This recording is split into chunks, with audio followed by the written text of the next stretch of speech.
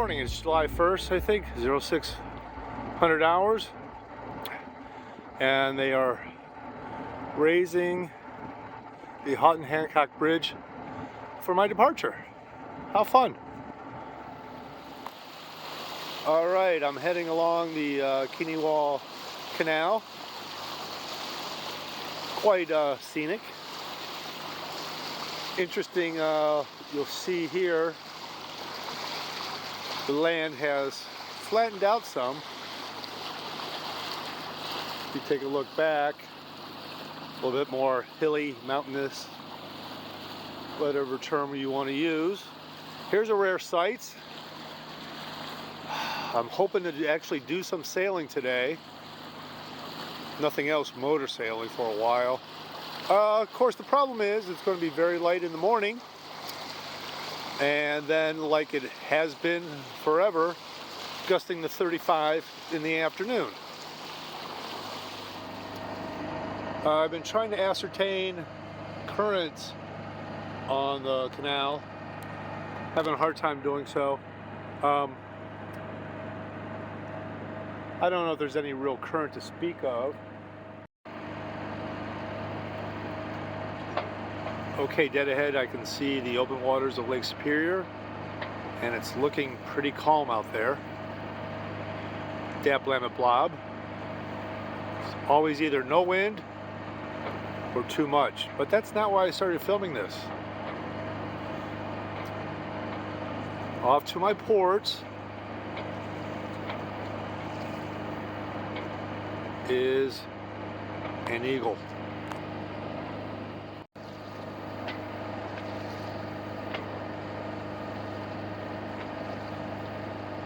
That is majestic.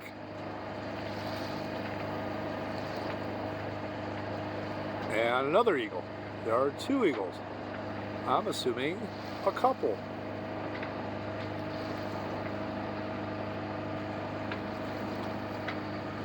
Very cool. Okay, I'm very happy that the clouds have cleared. The sun has come up, and it won't be long before I can take my foul weather gear off, because I departed at about 50-55 degrees. Not sure the name, but we are exiting the Keweenaw Canal. Unfortunately, the winds are about 5, so no sailing at this point. So my prediction coming out of the canal was incorrect. There's nice wind out here, 10 to 15 I'd say, but go figure, exactly where I'm heading, which is 245, so a little a little west-southwest wind. So unless this changes and shifts to the west, it's going to be another day of motoring. Dap Lammet Blob. I've tied up the sails, as you can see. I'll leave the sail cover off. Maybe something will change. But it's a little bumpy too. Not bad. I got 24 nautical miles to the waypoint, which is just north of Ontonagon. I can't say it. So it's going to be a long day. And it got cold out here. So hopefully it warms up. That'd be nice. Take off the foulies.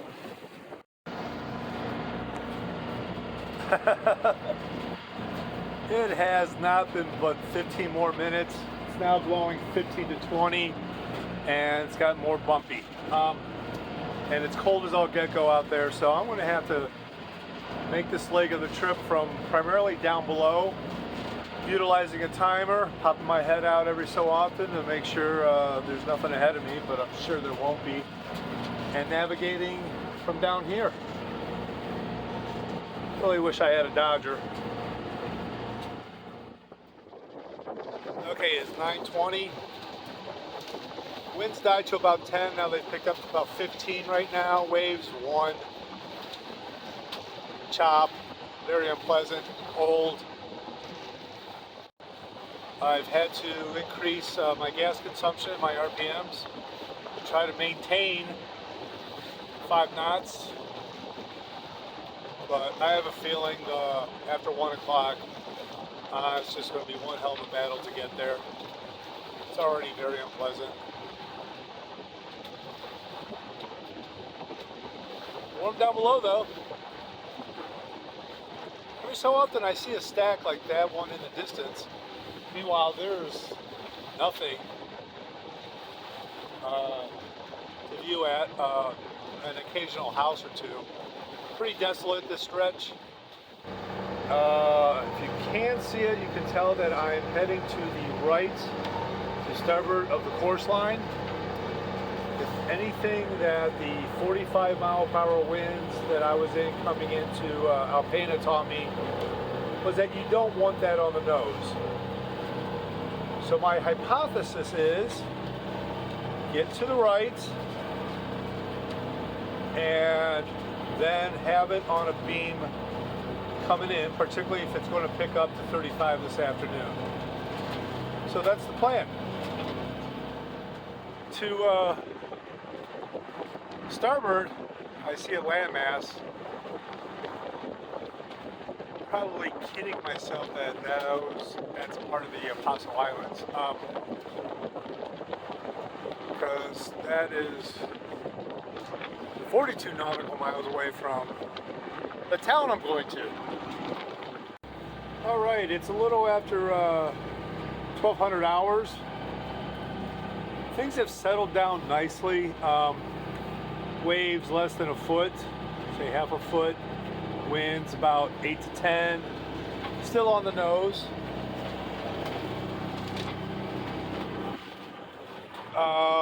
The landmass I saw in the distance is not the Apostle Islands. That would be way off that way. I debated making a run for it as a because I want to get there, but they are still 60 nautical miles away, which would get me arriving, after midnight.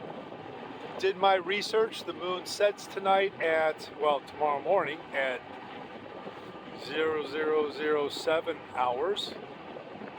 Did I get that right? And anchoring in strange land in the dark does not sound appealing. My thought is going to this place, gas up, get an early start, be able to see some of the apostles in the afternoon and find a nice anchorage for the night, and then have the next day to get to Bayfield and gas up before the rain hits later that day and the next day. Taking a look at my thermostat here, you can see it's reading all of 64 degrees, and that's down below.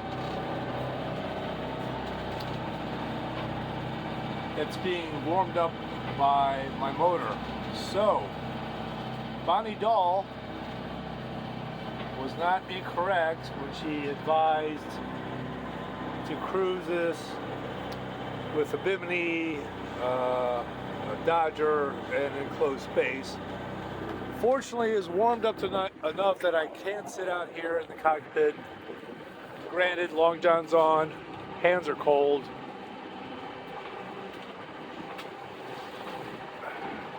I mean, it's not entirely pleasant. There's a some kind of reflecting structure dead ahead. As I said, I don't know if I said it, I'm about 9.5 nautical miles away. I am assuming that has something to do with where I'm going. Ontonagon. Hey, I think I got it right that time. Nice beach over there. But mostly, this is all I've been seeing is just wilderness. Once again, feeling very alone. whatever's that way is damn gorgeous.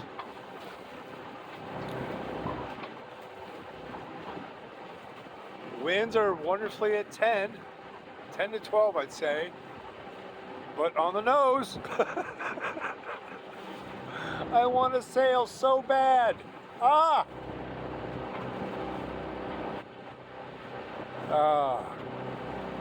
Again, going home should be much more fun than getting here.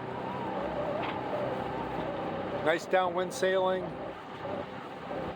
Warmer because you're not blowing into it. Hopefully that's much more pleasant. All right, about 2.25 nautical miles ahead is Ontonagon. Ontonagon, I got it right that time. And I've set up my vessel for entry, which means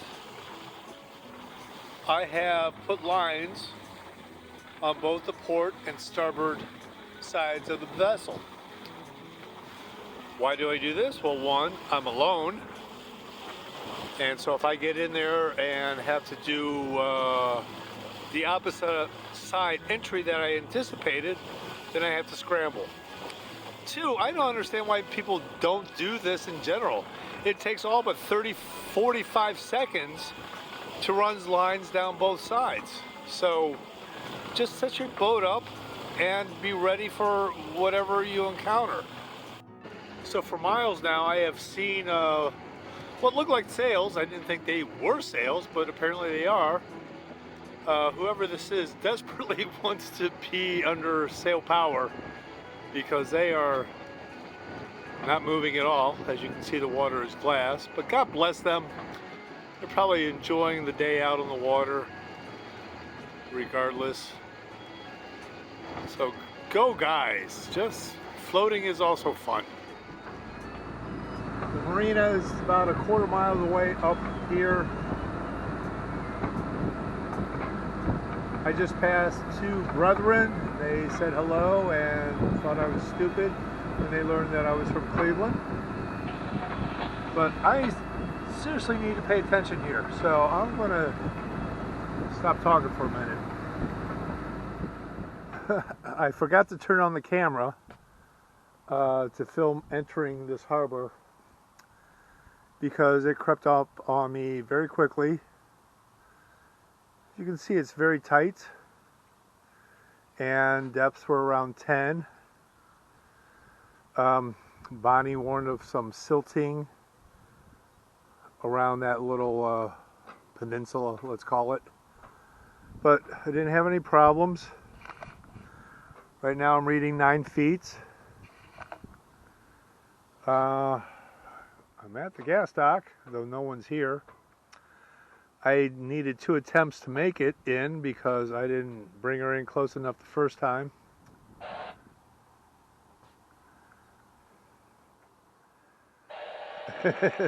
And it was an exercise of solo docking, let me phrase it that way. I made it. 16:30, there's Living a Dream in Ontonagon. Probably the friendliest place I've ever been. Greg is running it. Just a really nice guy. He, the key to the facilities is a key tied to a doorknob, a small doorknob, but a doorknob. As you can see, it's a very small marina. Not a lot of vessels, I'm not surprised.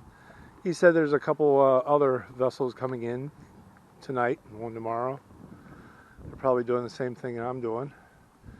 Town is kind of a ways away, but there's a bicycle up here that there's several bicycles I'm allowed to use. So I'm going to bicycle in. It'll be weird. I haven't been on a bicycle in quite a while. I've also been out to sea for 3 weeks, so navigating land will be interesting. But let's go see what Ontonagon looks like. So over there's the marina. You can can see my mast, entranceway. Greg at the marina gave me advice on the shortcuts to take. And it's kind of hysterical because I'm assuming this is an old railroad track covered in tar in a lot of spaces. Some places you can get a foot wedged.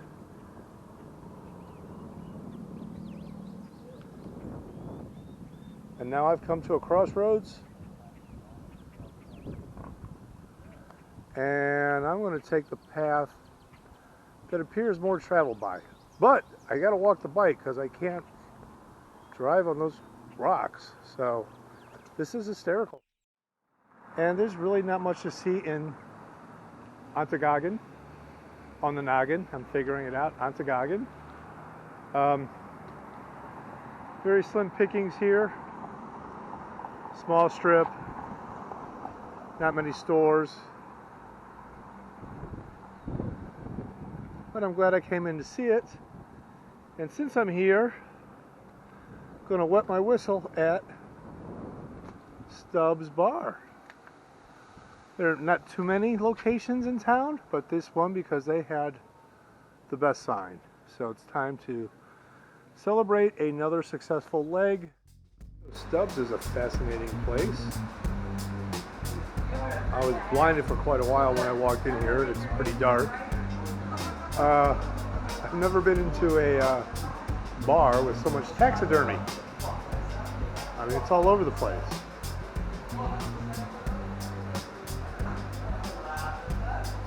Probably hard to see, but there's just critters everywhere up there.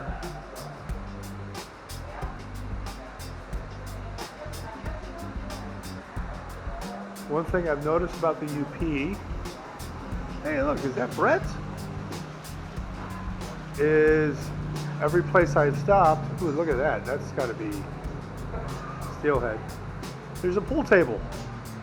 Apparently this is not dying down in this area, which is nice. I miss pool tables. Anyway, I'm out of cash, so I can only order a celebratory beer. You see right there, because that's all I could afford. I need to find an ATM that will give me some money. All right, I just got back from town. My second stop was at a place called Roxy's. Filming was not conducive, so I didn't pull it out, but I sat outside and was listening to, well, actually conversing with others and feel like I'm in the movie Fargo. Yes, the accents are increasing. I'm hearing and this, if you've ever seen the movie, you know what I'm talking about. Just got back looking at my dream vessel, a Pearson 36. She looks pretty. They obviously got in after me. I would like to go talk to them, except I don't know if I'm in the mood tonight. I got a big day ahead of me tomorrow. I want to get some sleep and got things to do, like upload the videos and journal and whatnot. But you know, things change when you're on trips like this. We'll see.